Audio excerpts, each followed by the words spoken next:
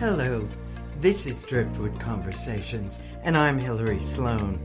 Sometimes the most interesting conversations begins with curiosity. When I received an email about Sean Kennerly's new novel, Memoir of a Hyena, I expected to be talking with an author.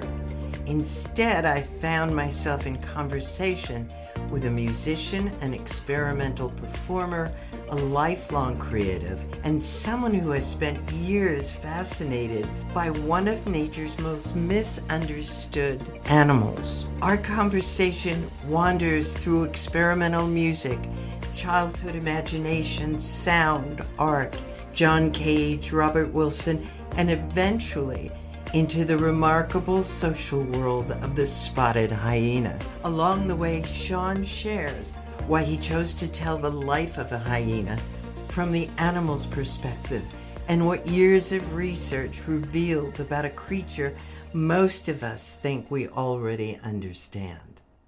I found Sean's work and life fascinating, and I hope you do too. Hello, good morning. You're in New York. Yes, yeah, noon. Then when I looked you up, you are pretty fascinating. You're a whole world I don't know. You're a musician, I guess a writer, Yes. traveler. Tell me more. That pretty much sums it up. Yeah, I play in several bands. I play in a punk band from California called Samiam, which started at Berkeley, but has spread. I mean, all the members of the band now live elsewhere, but we get together and tour and still play shows and record albums and stuff. And then I have a band here in New York that's an experimental noise band called Ice Balloons with my friend Kip Malone from TV on the Radio and some other friends. And it's pretty fun. Can you tell me what experimental noise is? Well, it's we have synthesizers in the band. Two synthesizer players who play freely. They just play sounds basically. We have songs in the band that have lyrics and drum parts and so forth, but the noise on top is two layers of just sounds that are improvisational and I mean, they kind of have ideas of maybe what they're going to do, but it changes all the time, and it can sometimes be like, very chaotic, and other times kind of mellow and sweet, and it's just open to whatever's happening. So I'm asking this question. I have a wonderful friend who's young, and she is a sound artist. She was also worked in neon, and she's doing research out of NYU right now. And I know she'd be fascinated with this conversation.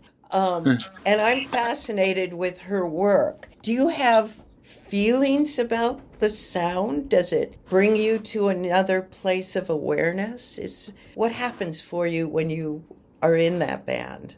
Well, yeah, it does that, definitely. It's pretty enveloping.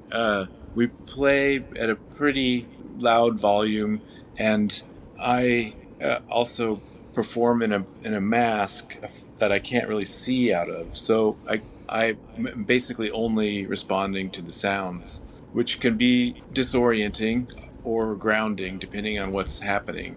But it definitely affects the feelings, and but also at the same time I'm desperately trying to maneuver my way through it all and like be able to remember the words and sing them, and so it's sort of like an obstacle course with different emotions added in. So for me, you sound very, very creative, and that's what was interesting to me. Even your book is it's not mainstream. You wrote about a hyena.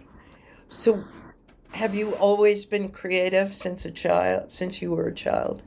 Oh, I guess so. Yeah, I don't know. I mean, I don't know if abnormally so, but I was I would like to do creative things, and I've always been interested in that. Yeah, definitely writing and playing music. What kind of writing did you do as a child? I I wrote stories and songs and things like that. I mean, I I didn't wasn't published at all until college, I guess. But I would write just random little things. I tried to write a novel when I was 10 about it was heavily influenced by Babar, the elephants. It was about a bunch of elephants that lived on Mars. I lost it at some point. I don't know. I wish I still had it. Maybe you'll go back to it. Yeah. Elephants on Mars. I love that. That's a creativity. So I don't know if you know this, but I live in Joshua Tree in California. Oh, wonderful. I love that And place. yeah, and it's a very creative and quirky place. We have Yeah. tons of musicians and artists, and most people are not mainstream. Mm, It's just yeah. not who we are. I feel very much at home here. You can tell. Tell me That's how your great. book started. And tell me about your book, the title, and what it's about. It's called Memoir of a Hyena. It's an autobiography of a hyena from the first person's perspective, and that's what it is. My friend Chris Johansson and Johanna Jackson did illustration and did a beautiful job with it. It's sort of like I mean, this is the book itself, and it's got great illustrations inside of it. I guess I first became interested in hyenas at Berkeley. I used to, as an undergraduate there, go on hikes in the hills. They have these wonderful hills behind the campus that are crisscrossed with fire trails. And I would go on hikes up there with my friends. And I don't remember exactly when, but at some point we were up hiking and we heard these just unearthly sounds like reverberating through Strawberry Canyon. And not quite human, but it sounded almost like something trying to be human. And it was like far enough away that you couldn't tell like what was happening, who or what it was coming from. But it really just made that hair stand up on the back of my neck. And later we found out that there's a study group of hyenas they were keeping pinned up in the hills. This professor Stefan Glickman was keeping a group of hyenas, generally around 20 or so of them up there to study, and we found out that you couldn't quite get it. I tried at one point to like bluff my way into the area, but you weren't allowed to do that, and they quickly determined that I was not authorized to be there. But you could see them still. There were certain spots where you could see them, and they're really intense looking animals. They have kind of low butts to the ground, and these like this sort of hunch in the front, and they kind of move in this really intense, like focused manner. And that was just my initial introduction to them as creatures, which was pretty interesting. But and then later on, I started to read articles about them and what they were doing with them up there. They were studying their behaviors as animals. Hyenas are matriarchal. They form these complex societies. They're very intelligent. They're considered to be roughly as intelligent as chimpanzees, and they have a intensely strict like hierarchy in their societies. All the females are dominant, and they're generally larger and more aggressive than the males. And they also have they were a lot of people think they're like dogs, but they're actually a totally different family. They're distinct. They are more closely related to cats, actually, and but they're their own family. Hyenas are a branch that is not feline nor canine.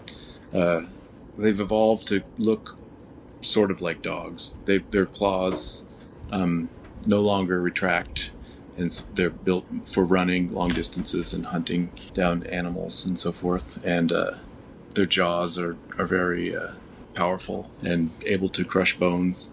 But the most anomalous thing about them is that the females have phallic male type genitalia. They have basically penises, and it's, but they urinate through them, and they also copulate through them by having them. They invert into the body, and they also deliver their children through these through their penises, and it was an enigma for thousands of years. Like, people thought they were hermaphroditic, and it's also counter evolutionarily, like, it's difficult to, like, when a new mother would give birth through her penis, they would often like 10% of them die during childbirth because it's very difficult to accomplish, which you would think would be an evolutionary pressure that would make them stop having them. But actually, that was one of the experiments that they did up there with the study group in the pen. And it was an endocrinology experiment where they suppressed the testosterone in pregnant hyenas because they thought that might be the thing that was affecting their genital development, but it didn't actually end up having any effect on it at all, because they've just evolved that way. They've been like that for millions of years. Totally fascinated too. I knew nothing about the hyenas. Yeah, they're very strange and beautiful creatures. But so yeah, that's basically what started me being interested in them. Did you go to Tanzania? Did I read that correctly? No. I wish. I'd love to. Ecologist who did this great study on them, which basically, like, they were so misunderstood for so long. I don't know if you could see that spotted hyena study of predation and social behavior. He basically, in the 70s, reappraised the hyena and discovered all these things about it, that they're not hermaphroditic, that people would see them, in the fields, and they'd think like, oh, that's a male, and then like the male would give birth, and they'd be like, oh, that's, or they must switch. Aristotle sought to disprove that they were hermaphroditic, but the hyenas that he dissected to try to prove this were not spotted hyenas. They were striped hyenas, which don't have the same genitalia at all, nor are matriarchal or anything. They're totally different species. I think the ideas of species back in Aristotle's days were pretty underdeveloped. So that's probably how he got off track. So I went to Tanzania. Oh, really? Been there. I went twice for 3 months each. Oh, great. Wow. How was it? Oh, just beautiful. I volunteered with a nonprofit to be their photographer. So you must have seen some hyenas? I believe I did. There were so many animals. The ones, of course, that I caught with my camera. A lot of baboons, monkeys, elephants, giraffe, lions. That sounds wonderful. Yeah, I've never seen them in the wild, but I've seen them in zoos and stuff. They have a pen of them in the Bronx Zoo, actually, but it's not. The last time I went, it wasn't open. They have problems they're not the best animals to have in zoo exhibits because they're really violent. They sometimes kill each other and eat each other. But it would be amazing to see them. What made you pick that animal to write about, and to write in a different way, to get people to see them differently? Well, I mean, I'm fascinated by them. The study group, for instance, that Glickman had of them in the hills finally closed 25 years after 25 years, and they never figured out why they evolved in the way that they have. There's no satisfactory explanation for the development of the females having penises. One of the strangest things about them is they also have this little fatty sac connected to it that looks just like testicles. So clearly it's a scopic thing. It's a visual, reference that they've evolved to have.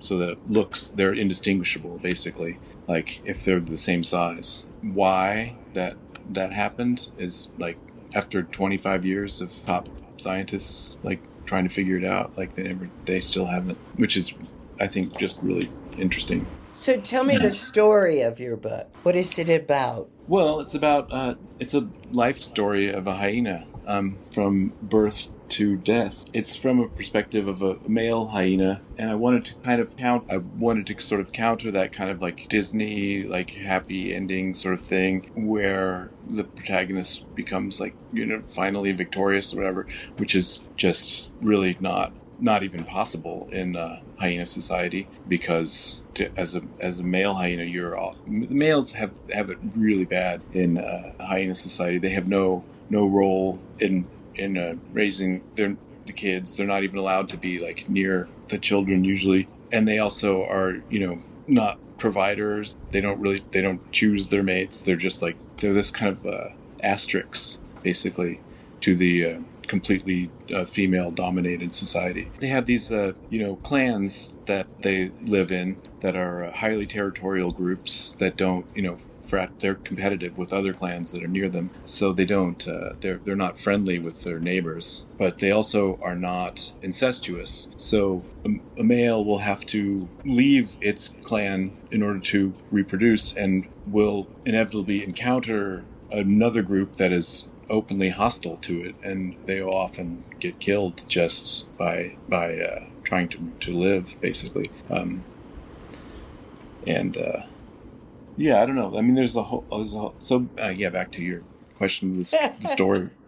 It's just I was just tracing this kind of squalid, horrible life of a hyena as it tries to navigate its world. When I listen to that and think about your music, your art seems to be what's the word? Discordant. It's not finding the pretty pictures. It's exposing something that's less harmonious. Yeah. Oh well. I mean harmonious. I mean there's harmony, and it's just it is a discordant harmony though. But yeah, it's. I mean, with this book in particular, I was just trying to be unsentimental and realistic and present what is plausible and likely, and I researched it intensely, and the animal behaviors and how their lives generally tend to go. The whole idea of it is to not present like this kind of fairy tale idea of anything, or even any kind of ideological like framework on it. I'm not like trying to say something different about something else. I'm just trying to say what a hyena story is like. But that's what I'm hearing with your music too. It's discordant, right? So where does that come from For sure, you? When did that start for you, and where did it come from?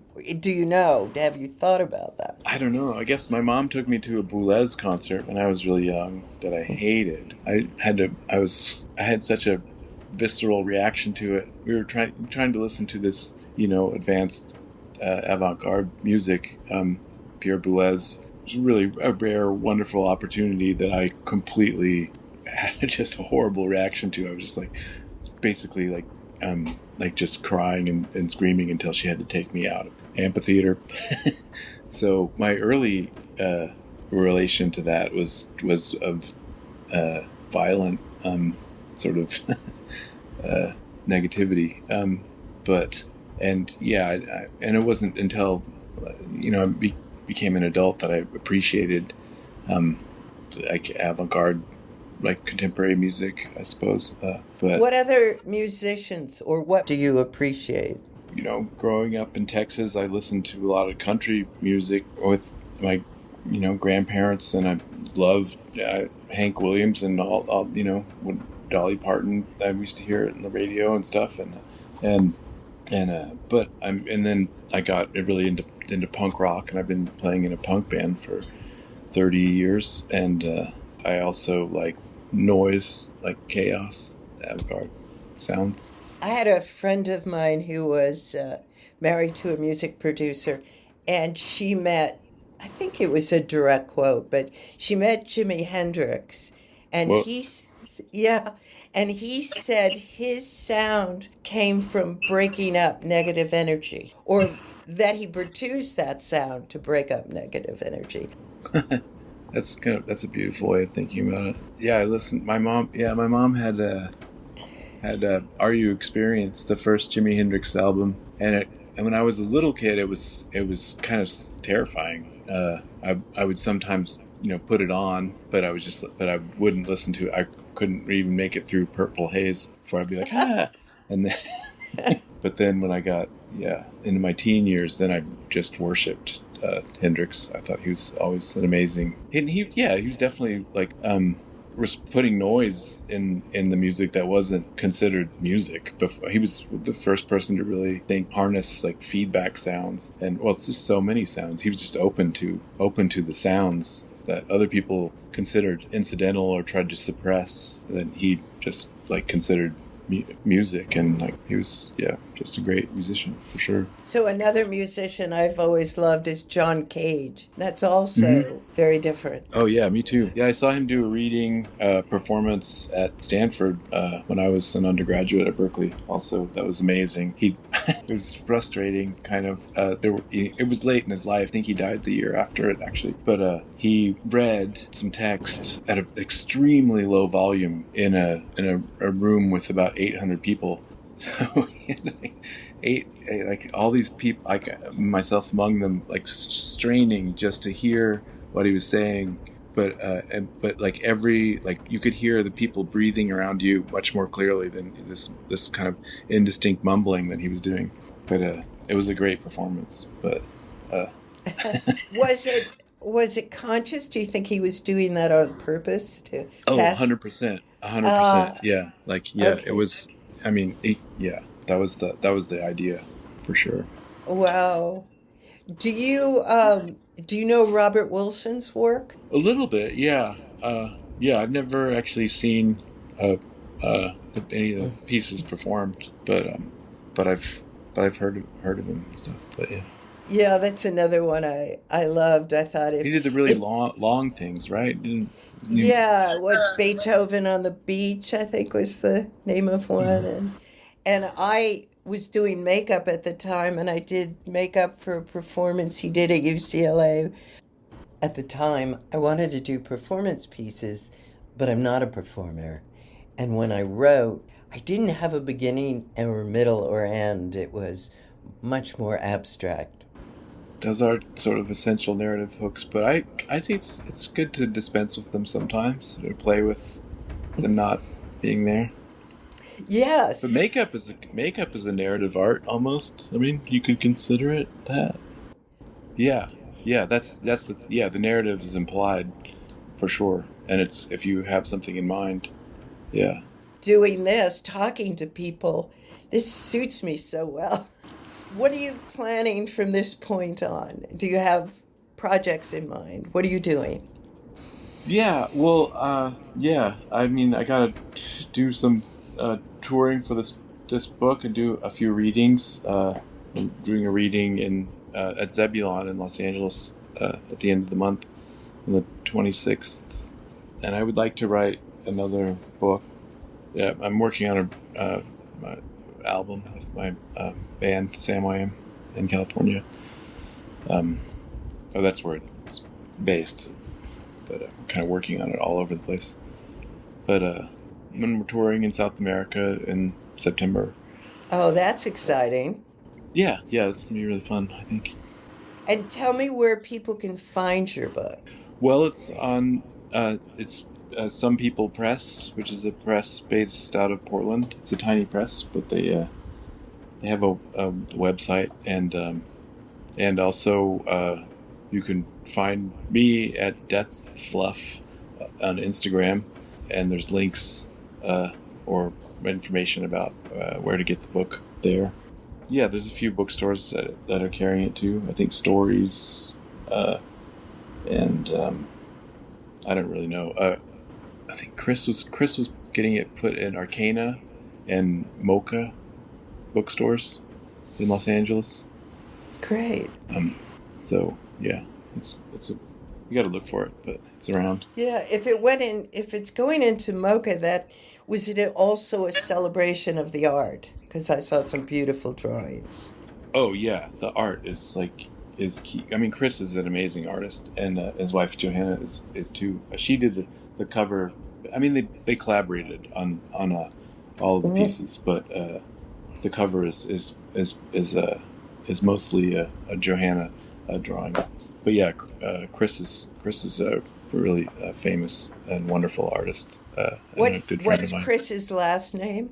Johansson, Chris Johansson, Great. and Johanna Jackson. That's good. One more, well, another point of interest here. You mentioned your mother taking you to concerts and looking for different kind of music. Was she your artistic influence? Oh, yes, absolutely. Yeah, she was very interested in the arts. I mean, she was in books too. A small bookstore in Boulder, Colorado, called the Brillig Works in the 70s. So I grew up around books, and she was definitely highly influential on my interest in literature and art, both. That sounds like a wonderful upbringing. Oh yeah, it was great. She was amazing. Yeah. And what's your new book about? Or can you talk about it yet? Well, it's not. No, I wanted to.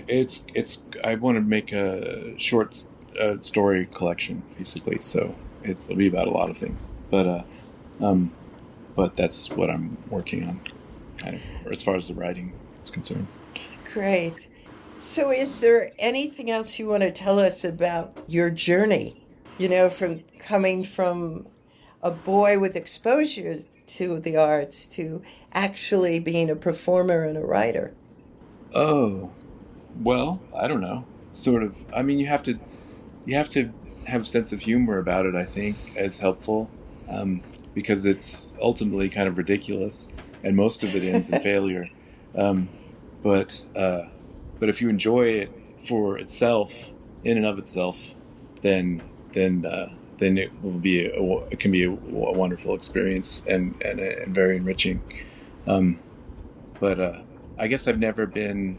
I mean, obviously, this book has really limited commercial potential, and it's a very strange topic. But I'm not really focused on, trying to write a bestseller.